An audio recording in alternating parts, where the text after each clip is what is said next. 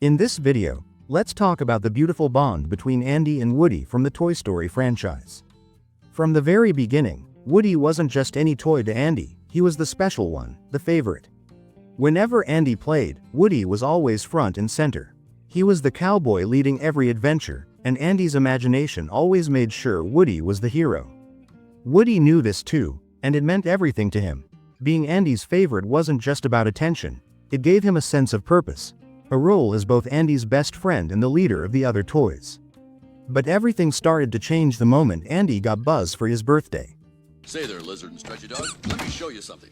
It looks as though I've been accepted into your culture. Your chief, Andy, inscribed his name on me. Wow! With permanent ink, too!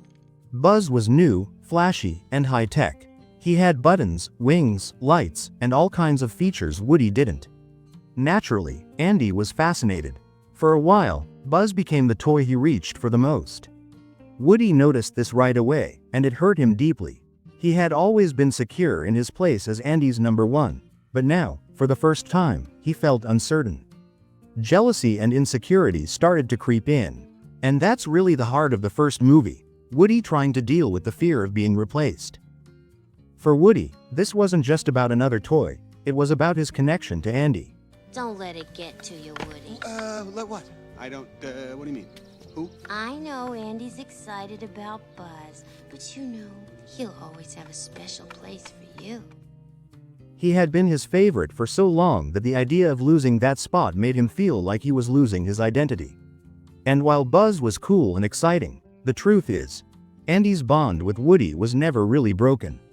Even though Andy spent time playing with Buzz, it was only a temporary phase of excitement.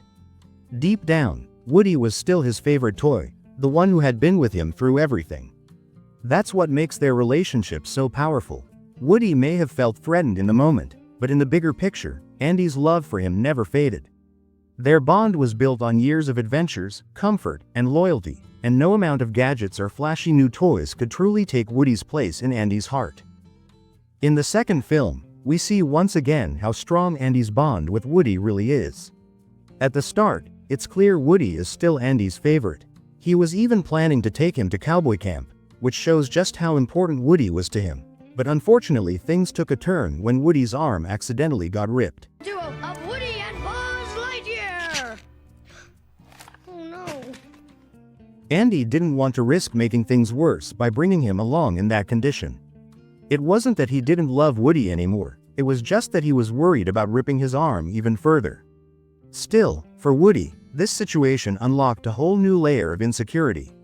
For the first time, he started to fear that being broken meant being forgotten. That fear hit Woody so hard that he even had a nightmare where Andy abandoned him because of his arm. The very thought of Andy discarding him was unbearable, and it shook him to his core. Not long after, he gets kidnapped by Al, the toy collector, which kicks off the whole rescue mission led by Buzz and a few other toys. Woody faces a huge internal struggle.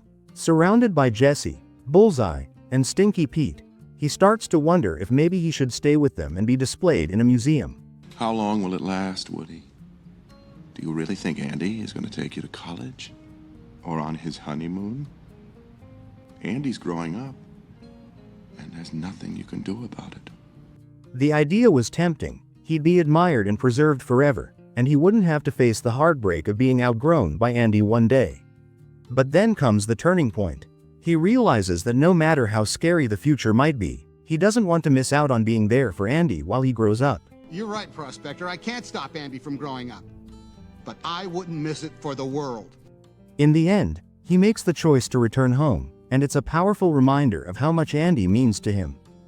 And to make things even better, his arm gets fixed once he's back. It's very likely that Andy himself helped patch Woody up, proving once again that Woody wasn't just a toy to him, he was family. In the third film, things get much more emotional and complicated.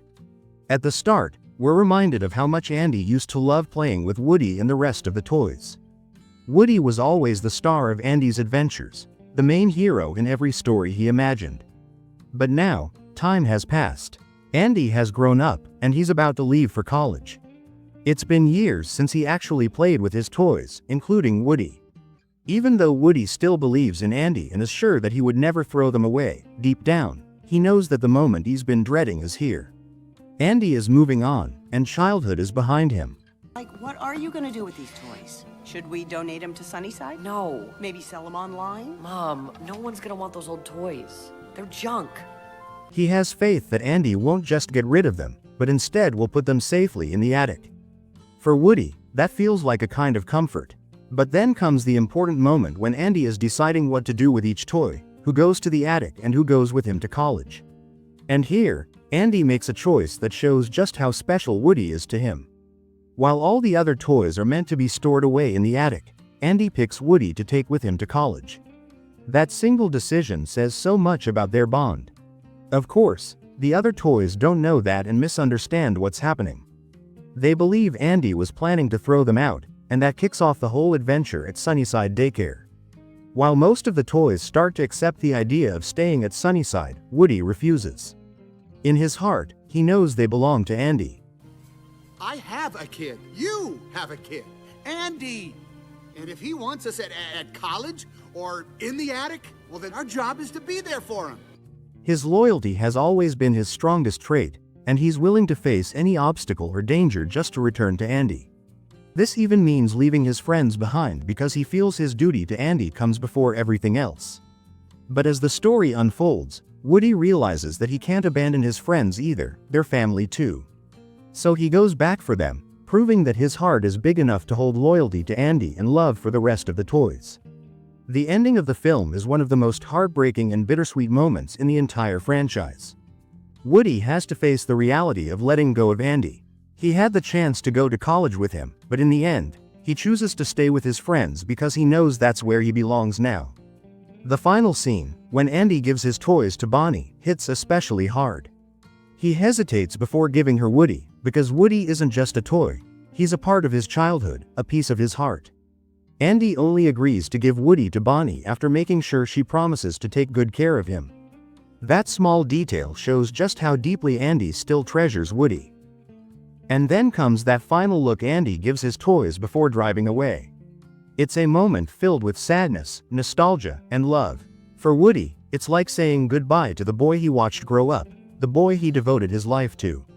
For Andy, it's letting go of a part of himself and moving into adulthood.